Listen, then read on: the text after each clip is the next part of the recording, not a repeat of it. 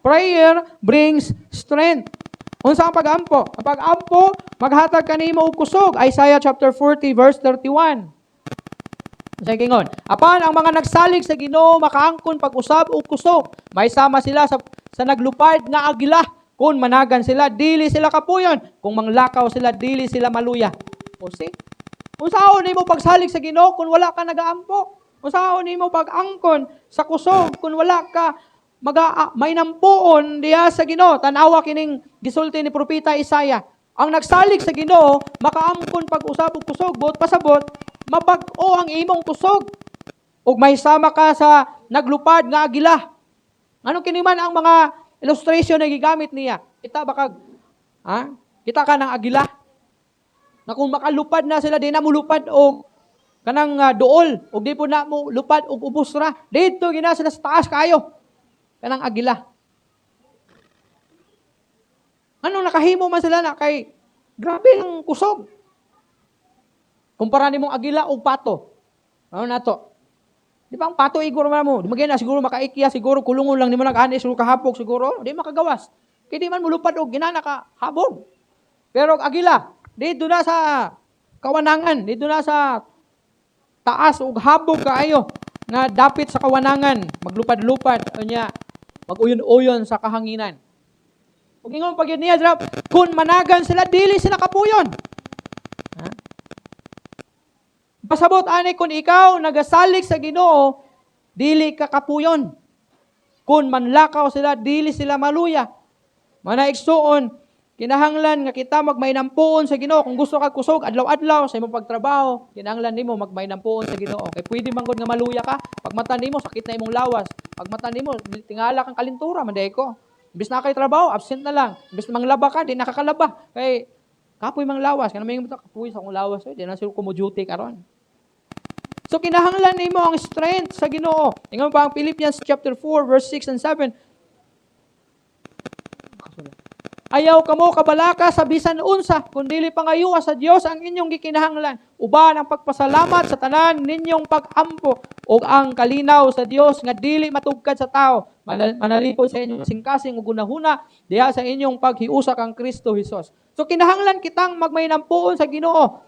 Kinahanglan kita nga ingo pangayua sa Dios ang inyong gikinahanglan. So kung gikinahanglan nimo ang kusog, pangayua diha sa Ginoo. Kay ihatag ka na sa Ginoo diha kanimo. Prayer strengthens the weary. So kung gikapoy ka, kinahanglan nimong mag-ampo sa Ginoo. Kay ang pag-ampo maghatag kanimo og kusog. Prayer gives peace in uncertainty. Kana bitong wala nay kasiguruhan. Mubati gyud og kanang kaguliyang ang imong hunahuna. There is no peace basta walay kasiguraduhan. Kanang labi na wala na kay kwarta, wala na kay lutuon, mabalaka na ka, makunahuna na ka. Mo nay walay kasiguraduhan. Wala kay kwarta, ni wala ka kabalo kung asa ka manguha kwarta. Wala kay abroad, wala kay supporter. Makunahuna ka asa man ko ani. Uncertainty na siya.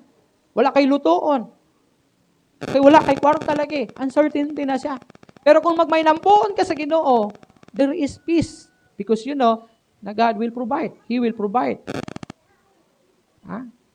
Kato bitong,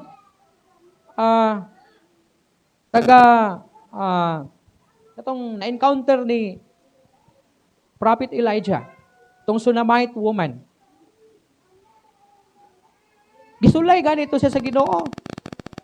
Kay si Prophet Elijah, galatagaw, gakuan man ni siya, kanang nagpropesiya siya ba, na adunay dako kayong hulaw nga may tabo sa Israel. Nga mulungtad og tulo ka tuig nga di gayud mo ulan. Nagpray siya gyud ani. Kay tungod nagpray siya sa Ginoo nga dili mo ulan, wa gyud mo ulan. Karon gingnan sa Ginoo nga adto ka nang usa ka pulo, murag usa ka lugar, nay mga kahoy, nay tubig, didto ka unya ang ako lay magpakaon nimo ana ang Ginoo.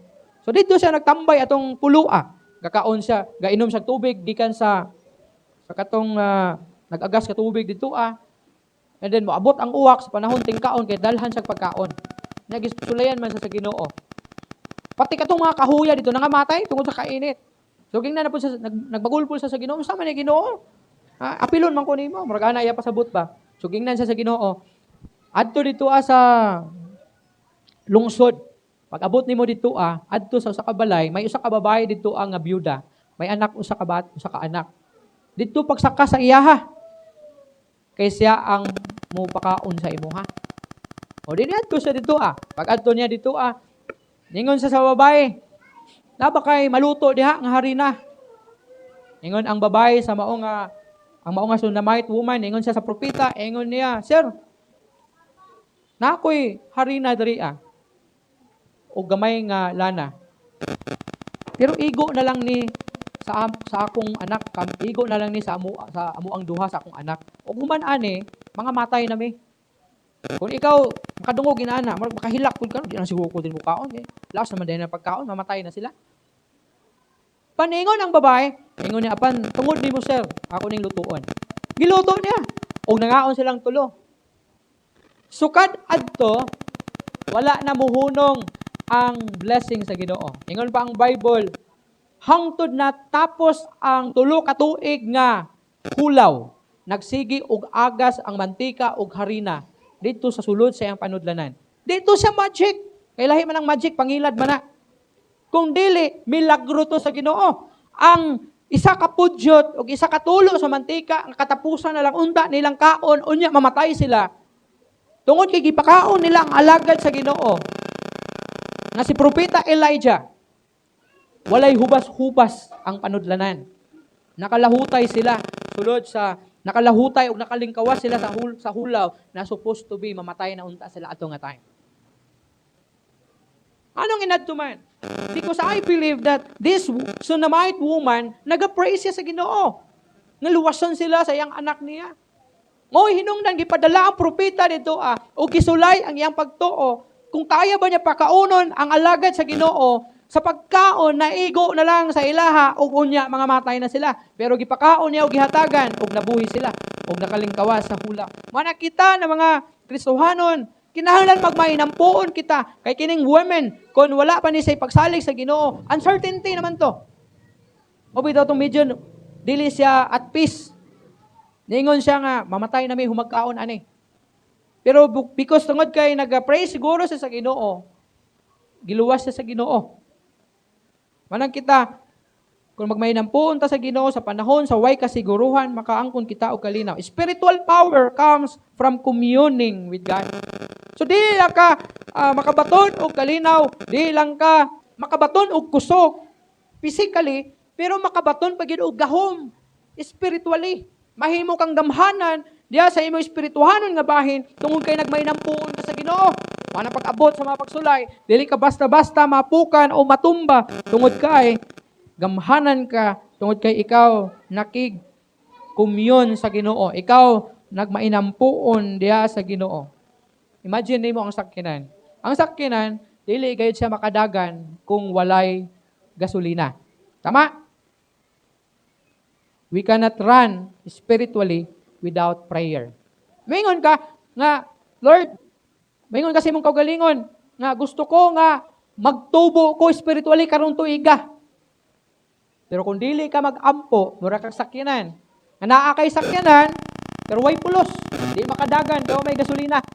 Kung gusto ka, maabot ni mo imong gusto. Sabi ito, mangandoy ito ka nga, gusto ko gamitin ko sa church. Na may worship team diri sa church, pero si Dexter, nangita pa ni siya og itriningonon. Kay kulang pa ang wibis. No? Kulang pa og manunugtog sa adlawng wibis. Sa ato ang prayer meeting and worship service. Kung gusto ka nga mag-serve sa Ginoo, kinahanglan nimong magmainampuon. Dili kay ingon ka nga gusto ko nga maunta niya akong gusto sa church, makatabang ko sa worship team, makatudlo ko, makawali baka ako. Kung wali lang, ingna lang ko kay pawalihon ta ka. Natay prayer meeting, pwede ka muwali. Natay street preaching and evangelism, magwali dito sa dalan. Para makashare ta sa word sa Ginoo. Makawali og Domingo. Napay life group, pwede ka makashare sa life group kung asa ka nahisakop. Pero kinahanglan nimong magmainampuon sa Ginoo para gamiton ka sa Ginoo. Kay kung dili nimo na pangayoon sa Ginoo, pag abot nga naa na, mawad-an ka gana. O kung itudlo ka nga, Brad, ikaw magwali ron. Dili sa siguro, pastor. Kaya di pa man ako kaya. Tungod kay wala ka nagampo sa Ginoo. Maong di ka kalarga. Igo ra ka sa pagpangandoy. Kay igo raman ka, kay ug wala kay mahimo kay puro pangandoy raman ang tanan. Wala kinahanglan nga mag-ampo kita sa Ginoo. Pray in times of weakness, not just in times of need. Dili lang ta sige pangayo sa Ginoo. Dili kay ang pag-ampo nga murag ampo lang ka nga perminti lang ta ka taga-agbugas, taga-kwarta. Pag-ampo po sa Ginoo panahon sa imong kaluya. Di nakakasimba, luya ka sa imong spiritual. Nga bahin sa imong kinabuhi, i-pray sa Ginoo, Lord, luya ko karon spiritually. Dasiga ko. Dili kay mag-ampo lang ka nga, Lord, wala ko'y bugas. Tagay kog bugas. Lord, wala ko'y kwarta. Tagay kog kwarta. Di lang perminte inana. Yan po di mo spiritual life.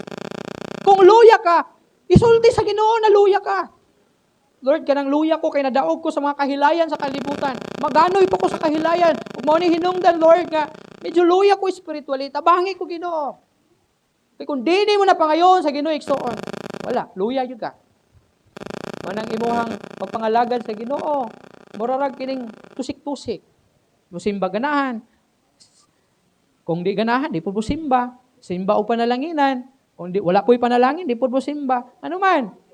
Kaya mo ka nag-ampo God spiritually, nga likunon o dasigon ka niya. That's why, pag-pray kit sa Ginoo in times of weakness, sa panahon sa imong kaluyahon, not just in times of need. And make prayer your spiritual fuel. Himuag yun, ang pag-ampo mo imong gasolina diya sa imong espirituhanon nga bahin.